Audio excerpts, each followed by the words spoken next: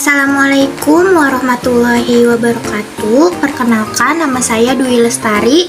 Di sini saya akan menjelaskan tentang penulisan karangan. Jadi, apa itu karangan? Sebelum kita memahami apa itu karangan, kita harus mengetahui dulu apa itu mengarang. Mengarang berarti menyusun atau merangkai. Makna kata merangkai mula-mula terbatas pada pekerjaan yang berhubungan dengan benda-benda konkret seperti merangkai bunga atau merangkai kata-kata. Jadi, karangan yaitu menuangkan ide atau gagasan ke dalam bentuk tulisan.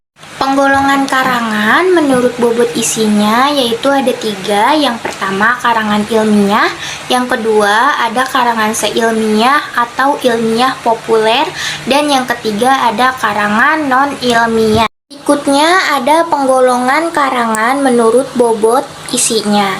Yang pertama ada karangan ilmiah, yaitu berisi tentang laporan, makalah, skripsi, tesis, disertasi. Lalu yang kedua ada karangan seilmiah, yaitu isinya ada artikel, editorial, opini, fitur, tips, dan reportase. Lalu yang ketiga ada karangan non-ilmiah. Biasanya itu contohnya dari anekdot, dongeng, hikayat, cerpen, novel, puisi, dan naskah drama. Ketiga jenis karangan tersebut memiliki karakteristik yang berbeda-beda. Karangan ilmiah itu memiliki aturan baku dan sejumlah persyaratan khusus yang menyangkut metode dan penggunaan bahasa. Sedangkan kebalikannya dari karangan ilmiah itu adalah karangan non-ilmiah, yang berarti karangan yang tidak terikat pada aturan baku tadi. Nah, sedangkan karangan semi ilmiah itu berada di antara keduanya.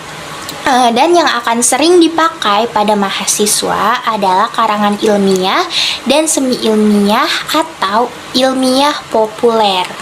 Lalu ada tata bentuk karangan mencangkup 3 bagian karangan. Yang pertama itu ada halaman-halaman awal atau preliminaries. Itu meliputi judul, kata pengantar, aneka daftar. Aneka daftar itu juga bermacam-macam, misalnya dari daftar isi, dari daftar tabel, bagen, atau lampiran. Lalu yang kedua itu ada isi utama, yaitu main body, yang meliputi pendahuluan, isi, dan penutup. Lalu yang ketiga ada halaman-halaman akhir atau referensi meter, yang meliputi daftar pustaka, lampiran, dan biodata penulis. Tata bahasa merupakan ekspresi dari logika berpikir. Tata bahasa yang tidak cermat merupakan logika yang tidak cermat pula.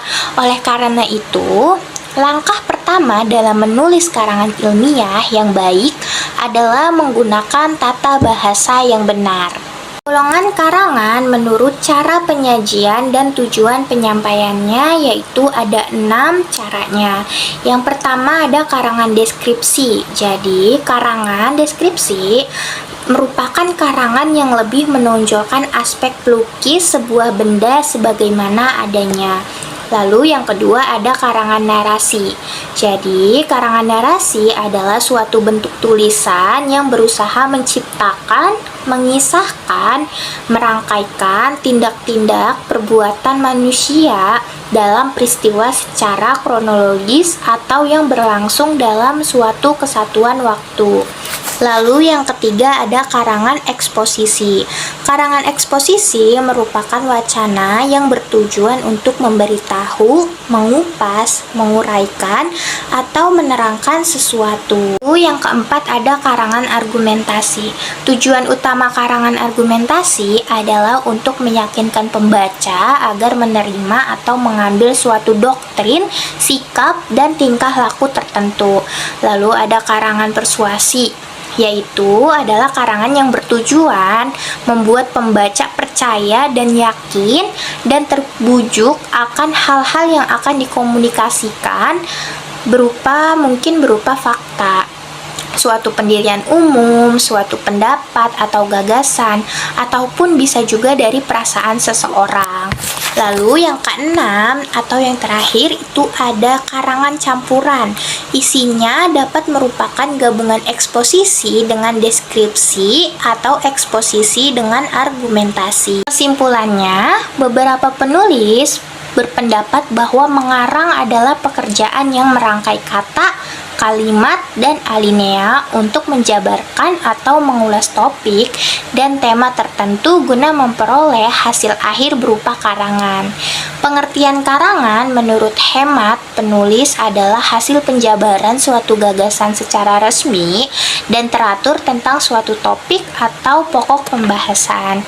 Sekian, terima kasih. Wassalamualaikum warahmatullahi wabarakatuh.